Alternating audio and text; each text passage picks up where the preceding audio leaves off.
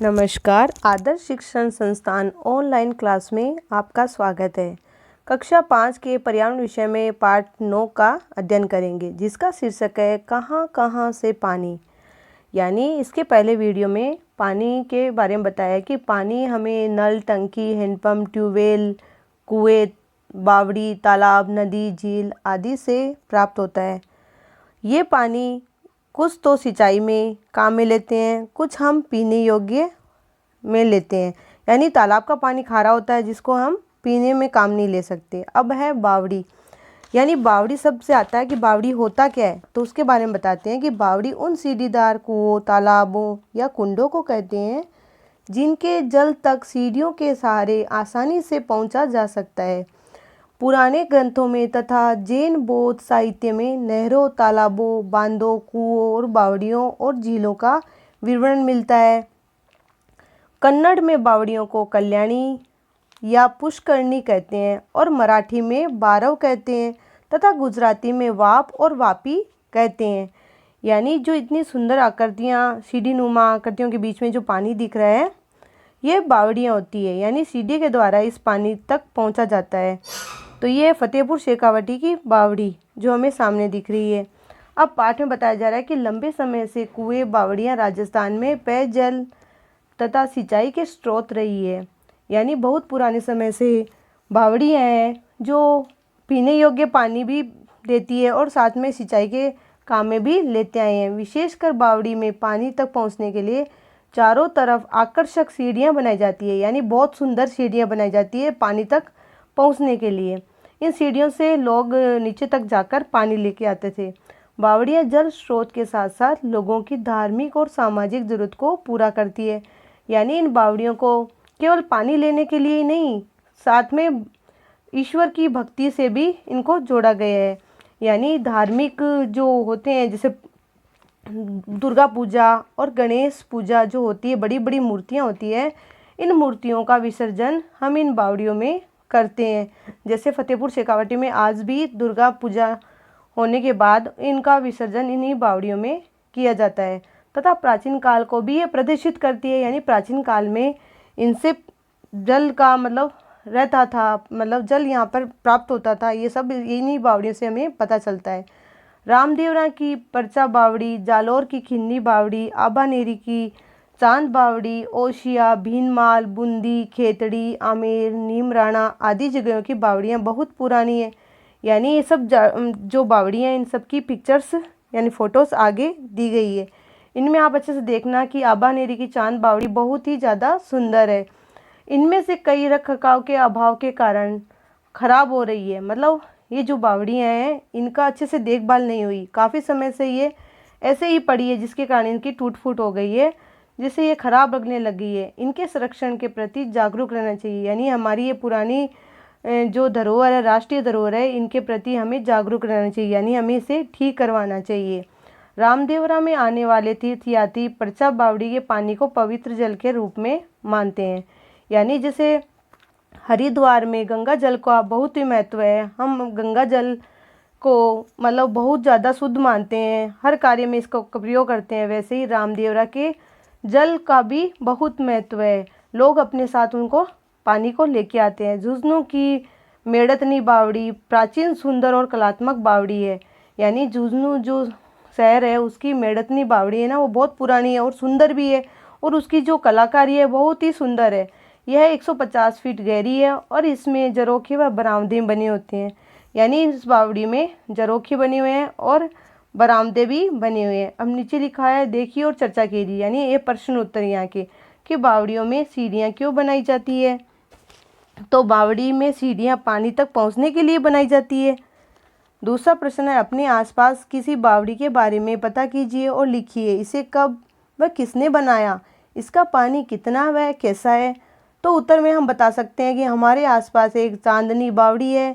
अगर आपके पास हो, नहीं तो आपको कुछ तो लिखना ही होगा। इसे बहुत समय पहले राजाओं ने बनवाया था। अब बावड़ी का रख रखाव व ना होने के कारण इसका पानी कम हो गया है तथा दूषित भी हो गया है। अब पुनः इसका रख रखाव किया जा रहा है। तो आप ये इसमें बोल सकते हो या बता सकते हो।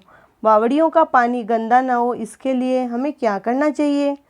तो उत्तर में बता सकते हैं कि बावड़ियाँ जो है उनका पानी गंदा ना हो, इसके लिए हमें बावड़ियों के पानी में गंदगी नहीं करनी चाहिए तथा समय समय पर इनकी सफाई करते रहना चाहिए। फिर नीचे लिखा है कि जो बावड़ियों की तरह अनेक कुएं भी कलात्मक है, यानी बावड़ियाँ ही सुंदर नहीं है, कुएं भी बहुत सुंदर तरह से बने हुए हैं। कुएं तालाब गोलाकार होते हैं तथा इनकी पक्की दीवारें बनी होती है। कुओं से पानी कई तरीकों से निकालते हैं। इसके पास बने चौकोर चबूतरे व कलात्मक छतरियाँ, खेड़ियाँ, कुंडियाँ भी बनाई जाती थी। यानी इसमें बताया गया है कि जो केवल बावड़ियाँ ही पहले की सुंदर नहीं थी, पुराने समय में केवल बावड़ियाँ ही सुंदर नहीं थी, कुएं भी बहुत सुंदर आकृति में बनाए जाते थे और कुएं के पास में चबूतरा बनाया जाता था। तो चबूतरे के सहारे अच्छे से अंदर से बाल्टी डालकर लोग पानी निकालते थे और उनके पास में जो छतरियाँ लगी थी एक गुमटे से बने होते थे और खेड़ियाँ बनी होती थी, कुंडियाँ बनी होती थी। तो ये सब पुराने समय में होते थे। अब आगे आगे बताया गया है कि सोचिए और बताइए, यानी ये प्रश्न उत्तर है। कुएं और बावड़ी में क्या अंतर है? तो पहले ही बताया था कि कुएं बावड़ी में अंतर पहले ही बताया गया है। फिर बता रही हूँ कि कुएं में पानी तक पहुँचने के लिए सीढ़ियाँ नहीं होती है, जबकि बावड़ी में पानी तक पहुँचने के लिए सीढ़ियाँ होती है। दूसरा प्रश्न है, कुएं में पानी कहाँ से आता है? कुएं में पानी पृथ्वी के अंदर के जल स्रोतों से आता है। तीसरा प्रश्न है, पाठ्य पुस्तक के पृष्ठ 39 तक दिए गए चित्र में जो तालाब दिखाया गया है इसका पानी पीने योग्य है कि नहीं है? तो आप ऊपर देखिए चित्र, तो इसका पानी पीने योग्य है क्या? आप स्वयं देखिए कि एक जो औरत है वह पानी का घड़ा पानी ले रही है, बच्चे नहा रहे हैं, तो ऐसा पानी अब पीने के काम में ले सकते हैं क्या अपन? तो अपन क्या लिखेंगे इसमें? नहीं, इसका पानी पीने योग्य नहीं है। पेयजल स्रोत पीने योग्य पानी किन किन कारणों से प्रदूषित होता है, यानी जो अपना पानी पीने का है वह किस किस कारण से दूषित हो रहा है? तो पेयजल जो पीने योग्य स्रोत है पानी का, स्नान करने से यानी नहाने से, पशुओं के पानी पीने से यानी जो पशु है तुरंत आके इसमें मुंह दे लेते हैं, पानी इसमें से पी लेते हैं, एवं नहाने से यानी पशु भी इसमें, जैसे भैंस हुआ, हाथी हुए, जो भी है वो सब इसमें जानवर आके नहाते हैं। मल मूत्र करने से यानी पेशाब वगैरह इसमें करने से, कूड़ा करकट डालने से पेयजल स्रोत प्रदूषित हो रहे हैं, यानी जो पीने के पानी है वह अब गंदे हो रहे हैं। फिर पेयजल स्रोतों का पानी साफ रहे इसके लिए हमें क्या क्या करना चाहिए, यानी इन सबका सफाई से रहे इसके लिए हमें क्या करना चाहिए? तो पेयजल स्रोत जो है पानी योग्य जो साधन है का साफ रहे इसके लिए हमें इन सब स्रोतों को यानी इन सब साधनों को कूड़ा करकट, मल मूत्र, स्नान आदि नहीं करना चाहिए तथा साथ साथ समय समय पर इन साधनों को, स्रोत का मतलब होता है साधनों को, साफ करते रहना चाहिए।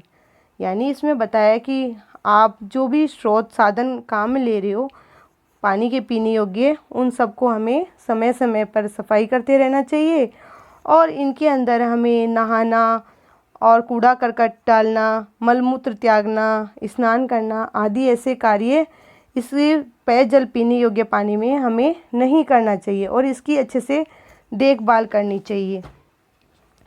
फिर नीचे दिया है कि जो हमने सीखा, जो कुएं बावड़ियाँ हमारे जल के स्रोत हैं वो हमें ध्यान से रखना चाहिए। जो पानी है वो सब बताया गया है कि इसमें हमें इस तरह से इनकी रख रखाव करना चाहिए। हमारे जो जलाशय है उनके आसपास की जगह को साफ रखना चाहिए, यानी इनमें सब जो प्रमुख है इस पाठ में वो सब चीज़ इसमें बताई गई है।